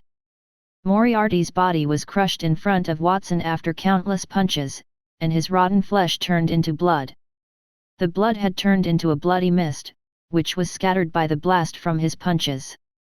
That several-minute-long battle could no longer be called a battle but rather a form of execution. After squeezing the last drop of blood from Moriarty's body, Watson turned around and walked toward his 3 brothers and said, "Brothers, are you okay? Do not worry, Watson. We are fine. You did an excellent job." Zeke and the other 2 grimaced as they stood up and gave Watson the thumbs up. Their blood boiled after witnessing Watson ripping Moriarty's body apart with his fist. His fists had collided with the flesh before they were blown into pieces. There was no other way to kill such a man. The situation is not yet resolved. I am going to make Moriarty pay 10 to 100-fold for what he did to my brothers. Watson's tone was calm, but his cruelty made people shudder. Watson turned to face Antonio. "Master, I don't know how to heal. Please assist my brothers in their recovery." Antonio moved his lips as if he wanted to say something. Finally, he sighed and said, "I understand." Watson walked to where Moriarty's body had vanished and twisted the Wish for the World ring on his finger after he had dealt with his brothers. "I would like to make a wish to assist Moriarty in his recovery. The price is 1 year of my master's life." He was a man who kept his word. He had purposefully left parts of the heaven-devouring Rat King on the ground when he killed Moriarty. He intended to use those parts to resurrect Moriarty and subject him to the agony of being killed numerous times. Only then would he be able to let go of his rage. "Hey!" Antonio, who stood at the side, looked as if he wanted to say something again. He was about to say it when he realized he could not. He had depleted his lifespan by producing a large number of platinum and diamond tier items, and he was too frail. However, Watson still wasted his lifespan. Was he not afraid that he would die? He would lose a good master to torture Moriarty. No matter how he looked at it, it was not a good deal. Did Watson forget about that because he was too angry? When he saw Watson's furious expression, his heart trembled inexplicably, and he dared not speak. Chapter 230, The Qualifications to Become a King. Moriarty's body was reassembled according to Watson's wish.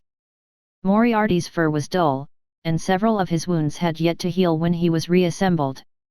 The heaven-devouring Rat King did not have an extraordinary ability to heal. He could recover no matter what kind of hurt he received, but there was a limit, and Watson's attacks had definitely extended beyond his boundaries. Furthermore, his mental afflictions were more severe than his physical disabilities. "Kill me, Watson.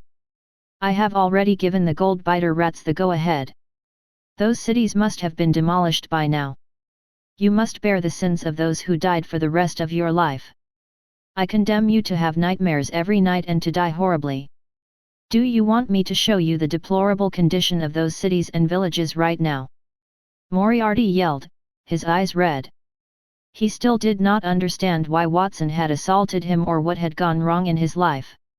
Watson would have to admit defeat unless he ignored those lives and was a more wicked person than him. If Watson were a kind person, he would let Watson bear the shackles of his soul for the rest of his life. When the individuals in the room watched Watson make such a judgment, they would assume Watson was a harsh person. Nobody would trust his words. Instead, they would be wary of him. If they could see that scene, Moriarty would feel that he had profited from his death. His death would destroy Watson. There is no need because the things you said will not occur. If you are curious, you can inquire why. Watson's voice was carried far away by his combat aura, which blanketed Blackmoon Town. Everyone in Blackmoon Town, pay attention. I am going to seize the opportunity to present your wish for the world ring to the world. The Blackmoon Knights will obey your orders, young Master Watson. The first wave of organized yells rang out from the sky. Dozens of Blackmoon Knights soared in front of Watson in an ordered fashion, each with several sets of combat aura wings of different colors on their backs. They bent reverently on one knee and extended their fingers toward him, which had the wish for the world ring. The mages in Blackmoon Castle will follow young Master Watson's directions. The mages, led by Watson's second sister, Nindy, was close behind. They launched a flying spell and floated through the air, twirling the rings in their hands. Finally, there was a surge of even louder voices. The maids of Blackmoon Castle are willing to allow the world to use the wish for the world ring. Please state your wish, young Master Watson. Whether it was the maids or the refugees who had joined Blackmoon Town, whether they were cooking in the kitchen or cleaning their apartments, they all ran out of the chamber and lined up to offer Watson their fingers. More than 100,000 people yelled at the same time. The sound waves gathered and dispersed the clouds in the sky. Moriarty was taken aback, even though he had no idea what those people would do. Why did those folks continue to have faith in Watson? Do you realize what Watson has done, you moron? He will kill more than half of those at the border. Among those folks could be your friends and family. He is an evil person who disregards life. If he is this vicious at this age, he will only get worse in the future. If he can give up other people's lives at the border today, then he can certainly give up yours in the future. Moriarty's voice was hoarse. Everyone in Blackmoon Town, however, stared at him with scorn after they heard his statements. Isn't it true that you are an idiot? You have no idea what young Master Watson has brought us. Not only did he give us strength, but he also gave us a life that we could never experience in our lives. Our lives were given by our parents, and young Master Watson provides our livelihood. If he wants our lives, he only needs to say a word, let alone waste a chance to make a wish. The person who spoke was the Blackmoon Knights captain, Alan. He had a serious look on his face. After he finished speaking, he hesitated for a moment before he said, "Of course, it's best if young Master Watson doesn't need our lives. I still can't bear to die." He could not bear to die, it was not that he would not. He had met his best friends and competitors in Blackmoon Castle, as well as his best boss. One could say that Blackmoon Castle was his home, and the people there were his family. How could he bear to die and let his family grieve? Lord Moriarty, I don't know what you've experienced in the past, but you seem very keen on describing me as a bad person. Although I can't claim to be a good person, I'm definitely not a bad person. I just want to live well and make my family and friends happy. I will grant death to anyone who offends me, Watson said calmly. He was not a great person, but an ordinary person who wanted to protect the people around him. Fortunately, everyone around him was similar. One for all and all for one, that was the reason. Now, I will announce my wish. I want to move all the gold-biter rats across the border to Blackmoon Town. The price is to use 1 year of my life. There was a limit to a single wish made on the world ring. One could not make a wish that exceeded the diamond tier. However, what if everyone made a wish together? He did not use Antonio's life as the price. Instead, he used his own. It was not as if he did not know that Antonio's condition was not suitable for him to use his life. Antonio had wanted to save Moriarty. He had to show his master that he would not let him interfere. We shall make a wish to move the gold-biter rats to Blackmoon Castle. The price is to use up 1 year of each of our lives. The wishes of more than 100,000 people resounded in the sky. The rings in each of their hands emitted a dazzling light. Countless stars gathered and formed a spectacular gate in the air. Inside the gate, one after another, pitch-black gold-biter rats fell from the inside like dumplings. They fell into Blackmoon Castle. As a result of their high-altitude fall, some of the gold-biter rats were squashed into minced meat. After landing on the ground, some of the stronger ones began to devour their comrades' flesh and blood, causing them to split apart. There were also several formidable silver or perhaps gold-tier gold-biter rats flying around in the skies. The buzzing sound of their fluttering wings was irritating. However, no matter how powerful the gold-biter rats were, they all showed a fearful face as they fell on the ground and subconsciously retreated.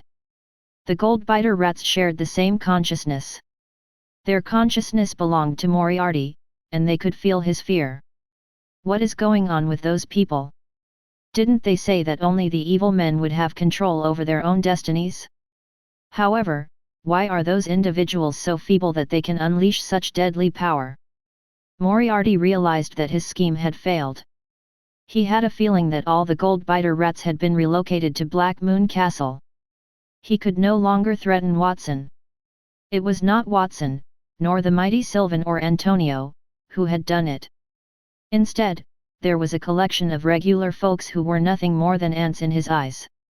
If one said that only bad individuals who conspired against others and trampled them under their feet could control fate, how could he explain the spectacle in front of him? He had entrusted his back to another and even gave his life to someone else. Could such a person be called a bad person? Moriarty felt that his years of belief had collapsed. At that moment, he saw Watson raise his hand and say 4 words to all the gold-biter rats that had fallen to the ground. System fusion. Swoosh. Countless gold-biter rats died at the same moment. Their bodies merged into rays of light, forming the heaven-devouring Rat King, a platinum-tier magical beast identical in size to him but with a stronger aura. Almost at the same time, he felt that he had lost control over all the gold-biter rats. Despair appeared on his face. The gold-biter rat swarm has been dealt with, now, it's your turn. Watson approached Moriarty and shook his fist in front of more than 100,000 people in Blackmoon Town. His expression was unflappable. That next punch is for all the people of Blackmoon Town because you've squandered a year of their life. Do you admit to your crime? Moriarty did not dare to raise his head to gaze straight into Watson's eyes as he faced him, who was unwavering. Watson's sensitive body and a pair of spotlessly clean shoes were all he could see. Time seemed to have reverted to the day 10 years ago when he met the king. Watson's silhouette had progressively merged with the king's. Watson was obviously not the same as the king, yet he had comparable quality to him. It was a quality that could command thousands of troops and stand above millions of people. That quality could be called the nature of a leader, but Moriarty was more willing to call it the quality of a king. I see, I understand. Moriarty grinned, revealing his sharp teeth. The king had not lied to him 10 years ago. Indeed, evil people could live longer than good people, but the king had hidden something from him. In that world, besides evil people and good people, there was another kind of person, and that was people who were born different from the rest. They were mere mortals, whether they were good or horrible people. The last type was geniuses. They were both historical heroes and stars who could be seen in the sky. They understood that. Moriarty realized that his existence was a touch pitiful. At the same time, he was aware that he would not live through the day. Watson, I want you to die. Moriarty's body was engulfed in a pitch-black blaze. That flame shattered the air and burnt across space, transforming it into a black hole that emitted a powerful attracting force. It spanned thousands of meters and wholly replaced the sky. The super-large black hole was the strongest ability mastered by the heaven-devouring Rat King. That was a peak platinum tier spell. He had sacrificed his life to advance that move to the diamond tier. The sky was pitch black, and the earth was pushed by unbounded gravity. Countless rock fragments fell into the black hole, and even Watson's giant rock golem mansion, which he had previously fused, was hauled up shakily, with many sucked into the black hole. The formidable platinum tier summoned beasts were destroyed in the black hole in less than a second, leaving no dregs behind. The entire universe seemed to have been turned upside down. The sky had transformed into the ground, and the earth had transformed into the sky. Everything was plummeting to the ground. The black hole was the singularity of all things. It could even swallow the stars, not to mention a person or a town. The aftermath of the spell was powerful enough to uproot Blackmoon town, let alone Watson, who was at the epicenter of the magic. The ancient knight's body armor split into bits, transforming into dark strips of cloth absorbed by the black hole. His hair also fluttered in the wind. It was as if his scalp was about to be torn off. He was, however, unfazed. He was unconcerned about his own safety. He simply extended his right hand to Moriarty and clasped it softly. Land of the Dead activated. The entire Blackmoon town was covered in darkness. The Land of the Dead, with which he had previously fused, descended. Countless zombies transformed from phantoms into real beings and jumped into the sky one after the other. They blocked the black hole with their bodies. After the black hole shattered the initial layer of the undead, they were swiftly resurrected in the Land of the Dead, and they went to block the black hole again. The undead used their bodies to build a staircase that led to the heavens. A black wave followed the stairs that covered the sky, as well as a massive undead ship. Countless undead tore at the black hole, and the massive ship transporting the dead sailed against the current. That scene that was like the end of the world was deeply imprinted on everyone's eyes. Then, the ship of the undead and the black hole collided. Boom! Watson rapidly sealed off the Land of the Dead, rendering it illusory. All of the weird occurrences vanished from Blackmoon town, leaving only a violent explosion from another dimension.